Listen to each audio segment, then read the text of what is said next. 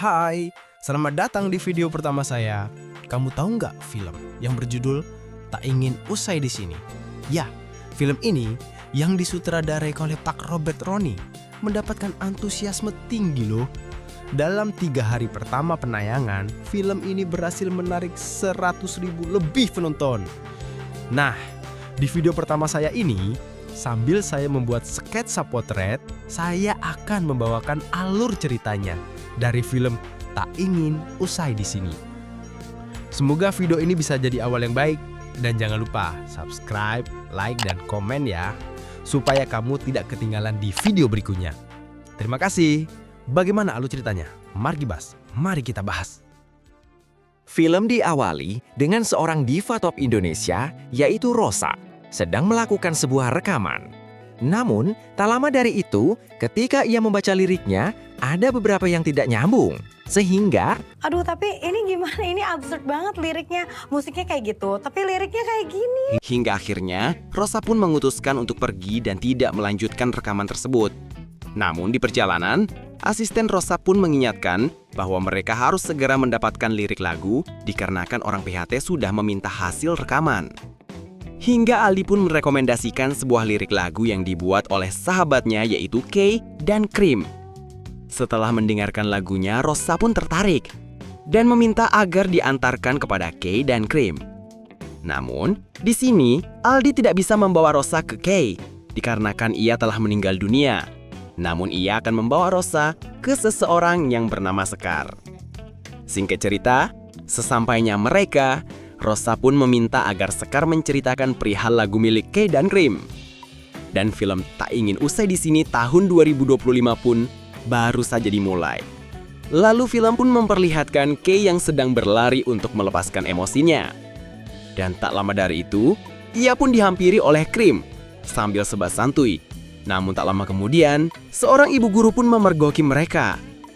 Sehingga Beraninya ya kamu ngerokok di sekolah?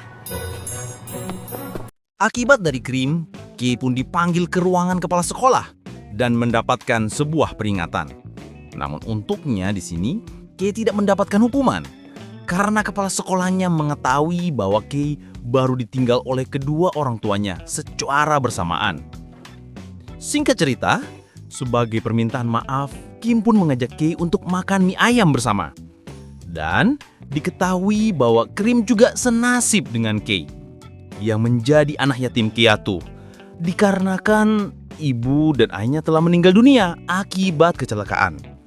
Dari sejak saat itu, hubungan mereka pun semakin dekat dan sering menghabiskan waktu bersama. Bahkan, mereka juga memiliki hobi yang sama, yaitu membaca komik. Hari demi hari mereka pun selalu bersama. Bahkan di sini Kay pun menciptakan sebuah nada lagu. Namun di sini Kay kesulitan untuk membuat liriknya. Sehingga Cream pun membantu Kay menuliskan liriknya. Dikarenakan ia yang pintar dalam memilih kata-kata. Tak terasa waktu pun cepat berlalu. Mereka berdua pun akhirnya dapat lulus dari SMA. Dari mulai saat ini, Cream pun menyuruh Kay agar mengabadikan semua momen bahagia mereka dengan menggunakan kamera Polaroid miliknya. Setelah lulus, mereka bergabung ke dalam organisasi pencinta hewan. Ketika di kuliah pun, Cream masih sering mengajak Kay untuk bolos kuliah. Wah, gak usah drama deh lo. Kan di sini cuma buat gelar S1-nya aja. Lo mau kerja jadi marketing? Dan bahkan mereka juga setuju untuk merayakan ulang tahun secara bersama-sama. Dalam artian, perayaan ulang tahun mereka dilakukan di tengah-tengah tanggal asli mereka dilahirkan. Singkat cerita, ketika mereka akan pulang terjadi hujan deras, dan untuk pertama kalinya, Kay pun mengajak Cream ke apartemennya. Namun, Cream pun meminta untuk tinggal bersama Kay di sana. Itu semua dilakukan agar mereka dapat mengurangi pengeluaran. Kay yang manut-manut aja pun mengiyakan permintaan dari Cream tersebut. Setelah beres-beres, tak lupa mereka pun mengabadikan momen mereka itu dengan menggunakan kamera Polaroid milik Cream. Singkat cerita, di keesokan sorenya, Cream pun menjemput Kay yang sedang bekerja di sebuah kantor radio dan mengajaknya untuk diner.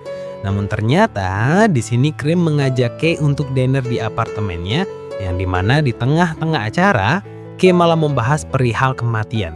Sontak hal itu pun membuat Krim sedikit marah. Kamu ya, mati muda ninggalin aku sendirian. Kamu gak boleh ninggalin aku sendirian. Enggak.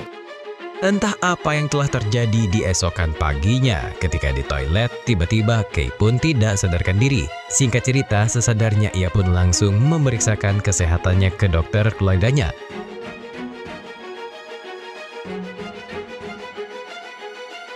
Menurut hasil pemeriksaan, dokter pun mengungkapkan bahwa DNA kanker dari ayahnya sudah tumbuh di tubuh Kay. Dan dikarenakan Kay yang tidak pernah memeriksakan kesehatannya, sekarang kanker tersebut sudah berkembang dan sangat sulit juga untuk ikut kemoterapi. Dan di sini dokter juga memberitahukan bahwa umurnya hanya kurang dari 1 tahun lagi.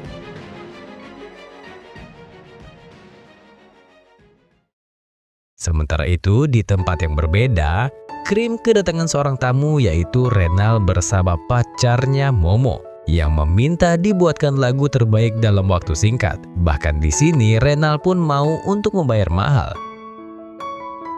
Pada awalnya, Krim pun mencoba menolaknya, namun akibat paksaan dari bosnya, ia pun terpaksa mengiyakan hal tersebut. Lalu singkat cerita, ketika rekaman, Krim terlihat sangat kesal dikarenakan banyak lirik lagunya yang sengaja diganti oleh Momo, sehingga yang terjadi, Nih ya, kalau lo ubah liriknya jadi lebih bagus nggak apa-apa. Jadi cemen gini. Saking kesalnya, di sini Krim pun memutuskan untuk pulang dan meninggalkan pekerjaan. Hingga tak lama dari itu, Kay pun pulang. Kay yang melihat kondisi Krim pun mencoba untuk menenangkannya. Setelah Krim tenang, di sini Kay pun menyuruh ia untuk meminta maaf dan menyelesaikan masalahnya dengan Momo. Keesokan harinya, Krim pun meminta maaf kepada Momo dan Renal hingga masalah pun dapat selesai. Sementara itu di tempat yang berbeda, Pak Dokter pun menyarankan untuk Kay memberitahu Krim perihal penyakitnya. Dengan tegas, Kay pun tidak mau, dikarenakan itu semua bisa menghancurkan mimpi-mimpinya Krim. Dan di sini ternyata Kay sudah mempersiapkan sebuah rencana untuk Krim sebelum ia meninggal.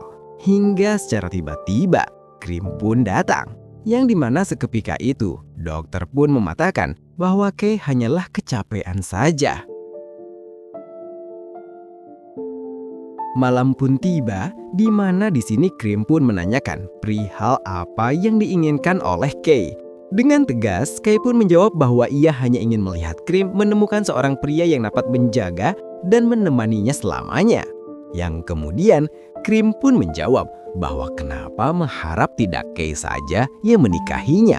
Mendengar hal tersebut, Kay pun hanya bisa terdiam seketika. Pada keesokan harinya, Renal bersama Momo dan Krim pun mendatangi kantor dari Kay, yang dimana memintanya agar menyiarkan lagu dari single pertamanya Momo. Di sini seperti biasa, Renal pun memaksa, yang membuat Kay tidak bisa menolaknya. Uang itu bukan segalanya, tapi segalanya butuh uang. pada malam harinya, Krim pun ikut bersama Momo menghadiri acara reuni sekolahan Momo, yang dimana Krim bertujuan untuk mencari cowok yang sesuai dengan kriteria yang diinginkan Kay. Lalu, mata Krim pun tertuju kepada seorang pria yang bernama Arman yang dia berprofesi sebagai dokter gigi. Kas kamu ya? Berarti kita udah cuma secara nggak langsung dong. Agar dapat lebih dekat, di sini Krim pun memutuskan akan menghampiri Arman di keesokan harinya untuk memeriksa kesehatan giginya.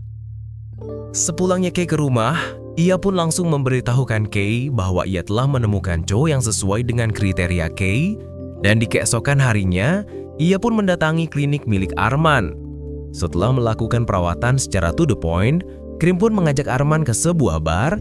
Namun ketika di bar, Arman pun menjelaskan bahwa dirinya sudah memiliki tunangan, yang kemudian Krim pun mulai menceritakan apa saja yang sudah ia alami. Dan ia juga mengungkapkan bahwa ia hanya ingin dicintai secara tulus oleh seseorang. Sementara itu, di tempat yang berbeda, Renal pun meminta agar Kay mau memutarkan single kedua dari Momo di radionya. Di sini Kay pun membuat kesepakatan bahwa Renal harus mencari tahu dulu biodata lengkap dari Arman. Singkat cerita, di keesokan harinya, dengan mudah Renal pun berhasil mendapatkan biodata dari Arman, yang dimana Arman adalah lelaki yang baik, namun ia memiliki tunangan yang bernama Vero. Yang dimana di sini Vero adalah sosok wanita nakal dan sering memanfaatkan Arman. Kay yang mendengar hal tersebut pun langsung mengirimkan foto-foto Vero kepada Arman. Arman yang melihat itu pun langsung ke tempat Vero untuk mengetahui kebenarannya. Setelah bertengkar dengan Arman, Vero pun melihat inisial Kay di amplop surat tersebut. Sehingga yang terjadi,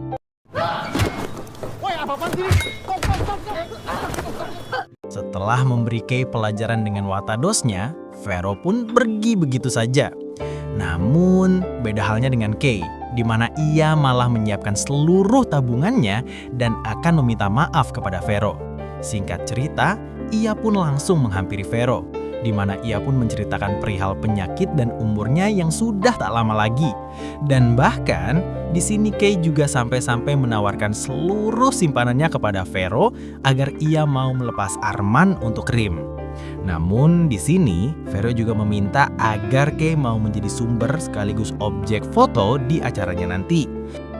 Sementara itu, di tempat yang berbeda, Krim pun menghampiri Arman dan membawakannya makanan. Di keesokan harinya, Arman pun menemui Vero dan jujur terhadap perasaannya kepada Vero dan Krim. Dan pada saat itu juga, Arman memilih untuk memutuskan Vero.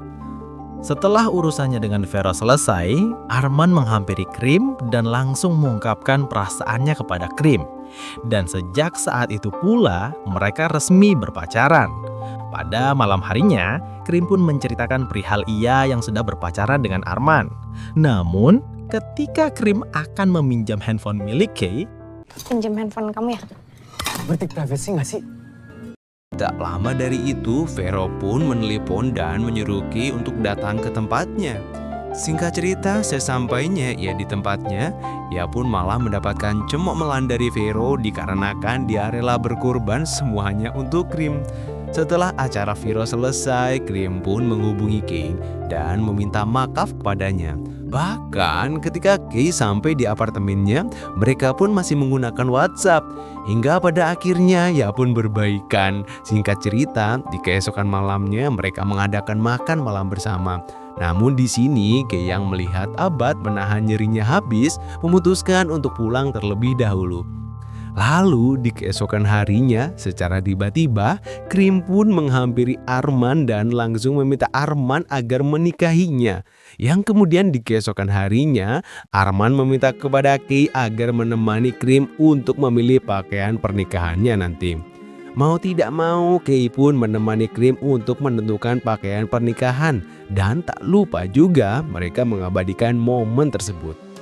Hingga pada malam harinya di sini, Krim meminta Kay untuk menemaninya latihan mengungkapkan janji suci pernikahan. Bahkan mereka juga menggunakan tutup kaleng sebagai cincinnya. Dan tak lupa juga mereka mengabadikan momen tersebut. Hingga tibalah pada saat hari pernikahan, di mana Kay mengantarkan Krim ke depan altar.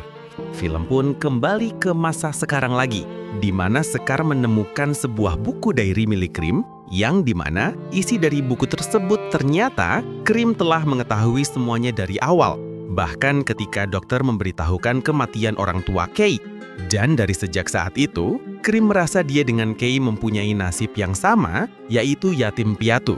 Dan sejak saat itu juga, Krim pun mulai mendekati Kay. Namun, pada saat ia bermasalah dengan Momo, ia pun mencoba untuk membuat lirik lagu yang berbau Gen Z. Akibat kesal ia tidak memiliki inspirasi, sehingga ia akan meminjam komik milik Kay agar ia mendapatkan inspirasi.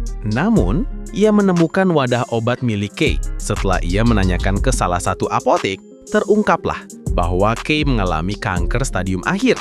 Perihal Arman, ia hanya mencoba untuk mengikuti kemauan dari Kay agar penyakitnya tidak semakin parah dikarenakan stres. Dan sebenarnya, ketika mereka berlatih mengucapkan janji suci pernikahan, Krim dan Kay pun mereka menganggapnya bahwa telah menikah.